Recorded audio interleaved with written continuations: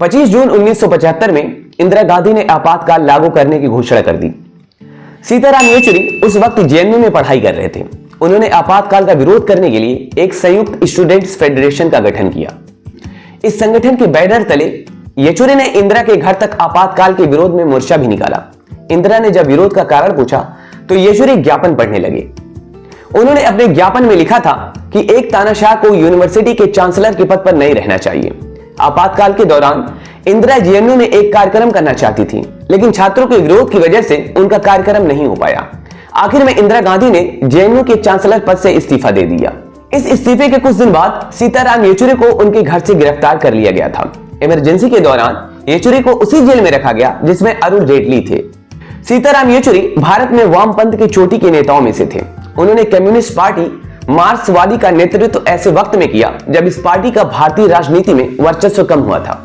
हालांकि सीताराम येचुरी कहते थे कि सीपीएम का संसद और विधानसभा में भले ही प्रतिनिधित्व कम हुआ हो, लेकिन देश के एजेंडा तय करने में अभी भी सीपीएम का अहम रोल है। सीपीआईएम के महासचिव सीताराम येचुरी का गुरुवार 12 सितंबर को निधन हो गया। 72 वर्षीय नेता दिल्ली एम्स के आईसीयू में भर्ती थे। उन्हें एक्यूट रेस्पिरेटरी ट्रैक्ट इंफेक्शन के चलते गत 19 अगस्त को एम्स में भर्ती कराया गया था। एम्स सूत्रों के मुताबिक फेफड़े में संक्रमण और मल्टी ऑर्गन फेल्योर के चलते उनका निधन हुआ है। सीताराम येचुरी की प्रारंभिक जीवन की बात करें तो उनका जन्म 12 अगस्त 1952 को तत्कालीन मद्रास में एक तेलुगु ब्राह्मण परिवार में हुआ था। उनके पिता एसएस येचुरी आंध्र प्रदेश के परिवहन विभाग में इंजीनियर थे और माता कल्पक्कम येचुरी सरकारी ऑफिसर थी। सीताराम येचुरी की शुरुआती पढ़ाई हैदराबाद में हुई। 1969 में वो दिल्ली आ गए और यहाँ पर उन्होंने प्रेसिडेंट स्टेट स्कूल नई दिल्ली में दाखिला लिया। स्टूडेंट्स लाइफ में येचुरी टॉपर रहे। हायर सेकेंडरी की परीक्षा में वे पूरे भारत में टॉप पर रहे। इसके बाद सेंट स्टीफन कॉलेज नई दिल्ली से अर्थशास्त्र में उन्होंने बीए ऑनर्स किया और 1975 में जेएनयू से अर्थशास्त्र में प्रथम श्रेणी के साथ एमए की पढ़ाई पूरी की। एमए करने के बाद येचुरी जेएनयू में ही पीएचडी करने लगे। ये 1975 का दौर था। इसी दौरान देश में इमरजेंसी लग गई। तब येचुरी भी गिरफ्तार हुए थे और उनकी पढ़ाई बीच में ही रुक गई थी। कॉलेज में पढ़ते हुए सीताराम येचुरी वामपंथी विचारों से प्रभावित हुए और 1974 में स्टूडेंट फेडरेशन ऑफ इंडिया से जुड़ गए। एक साल बाद वे सीपीएम से जुड़े। आपातकाल के दौरान उन्हें गिरफ्तार कर लिया गया था।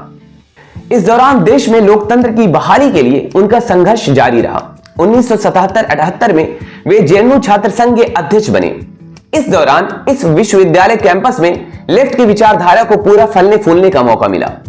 देश में वामपंथ के दूसरे बड़े नाम में शुमार प्रकाश करात की मदद से उन्होंने जेएनयू को वामपंथी विचारों के अध्ययन और प्रतिपादन का बड़ा केंद्र बनाया। 1978 में Sitaram Yechury students federation of India के ऑल इंडिया संयुक्त सचिव भी बने। बाद में वे इसके अध्यक्ष भी बने। 1984 में येचुरी को सीपीआईएम की केंद्रीय समिति के लिए आमंत्रित किया गया। येचुरी ने 1986 में एसएफआई छोड़ दी। येचुरी अपनी संगठनिक क्षमता और कार्यकुशलता के दम पर पार्टी में कामयाबी की सीढ़ियां लगातार चढ़ते गए। 1992 में सीपीएम की 14वीं कांग्रेस में वे पोलित ब्यूरो के लिए चुने गए। 19 अप्रैल 2015 को विशाखापत्तनम में पार्टी की 21वीं कांग्रेस में सीताराम येचुरी पार्टी की 5वें महासचिव चुने गए। 18 अप्रैल 2018 को पार्टी को सीपीएम की 22वीं कांग्रेस में सीताराम येचुरी एक बार फिर से पार्टी की महासचिव बने। सीताराम येचुरी संसद के उच्च सदन में अपनी वाक क्षमता और तथ्यात्मक भाषण शैली से विरोधियों को भी कायल करते थे। 2005 में वे पहली बार पश्चिम बंगाल से राज्यसभा के सदस्य बने। वह राज्यसभा में 18 अगस्त 2017 तक रहे। इस दौरान संसद में उन्होंने जनहित के कई मुद्दे उठाए। जुलाई 2008 में जब मनमोहन सरकार के कार्यकाल में भारत अमेरिका के बीच आसन्न परमाणु समझौता हुआ, उस दौरान सीताराम येचुरी चर्चा में रहे। मनमोहन सिंह इस डील को लेकर सीपीएम की कई शर्तें मानने को तैयार हो गए, लेकिन तत्कालीन सीपीएम महासचिव प्रकाश करात मानने को तैयार ही नहीं हुए। 8 जुलाई 2008 को प्रकाश करात ने मनमोहन सरकार से समर्थन वापसी की घोषणा कर दी। सीताराम येचुरी राजनेता के साथ साथ सामाजिक कार्यकर्ता, अर्थशास्त्री और पत्रकार और लेखक भी थे। राजनीतिक दस्तावेज तैयार करने में उनकी राय सर्वोपरि मानी जाती है। कांग्रेस के नेता पी चिदम्बरम के साथ मिलकर उन्होंने 1996 में यूनाइटेड फ्रंट गवर्नमेंट के लिए कॉमन मिनिमम प्रोग्राम तैयार किया था। वे लंबे समय से अखबारों में स्तंभ लिखते रहे। उन्होंने कई पुस्तकें भी लिखी। उनसे मिलने वाले उनकी सहजता और साधारण जीवन शैली की तारीफ करते थे। अगर उनके फेसबुक पेज पर जाइए तो वे लगातार उस पर सक्रिय रहते थे। अपने विचार, सहमति और असहमति के लिए वह उनका मंच था। ट्विटर यानी एक्स पर एक्टिव रहते थे। अब इन सारी जगहों पर सन्नाटा छा जाएगा। उनकी कमी सियासत से लेकर इन सभी मंचों पर खलेगी। ये मुश्किल से 20 दिनों पहले की बात है। वे एम्स में भर्ती हो चुके थे। बंगाल के पूर्व मुख्यमंत्री बुद्धदेव दास गुप्ता का निधन हुआ। उन्होंने वहीं से अपना शोक संदेश वीडियो के जरिए भेजा। उसमें वे काफी दुबले लग रहे थे, धीरे धीरे बोल रहे थे। हाँ, ये हैरानी थी कि तेलुगु राज्य में पैदा हुआ शख्स कैसे इतनी धारा परवार बांग्ला बोल रहा है। जिन लोगों ने उन्हें 20 दिन पहले और हाल में एम्स में देखा, उनका यही कहना था कि वे आधे हो चुके थे। कोविड के बाद वे बदल गए थे, ऐसा कुछ लोगों का कहना था। लेकिन वे खुद इस बात को फीकी हंसी में उड़ाने की कोशिश करते। सीताराम येचुरी ने बीबीसी की तेज तर्रार पत्रकार सीमा चिश्ती से शादी की थी। येचुरी की ये दूसरी शादी थी। येचुरी की पहली शादी वामपंथी कार्यकर्ता और नारीवादी डॉक्टर वीना मजूमदार की बेटी से हुई थी। इस शादी से उन्हें एक बेटा और एक बेटी है।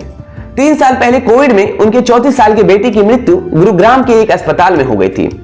उसका शायद उन्हें बड़ा झटका लगा। ये सारी जानकारियां हमने तमाम मीडिया और चैनलों से जुटाई हैं। आप सभी अपना ख्याल रखिए। जय हिंद, जय भारत।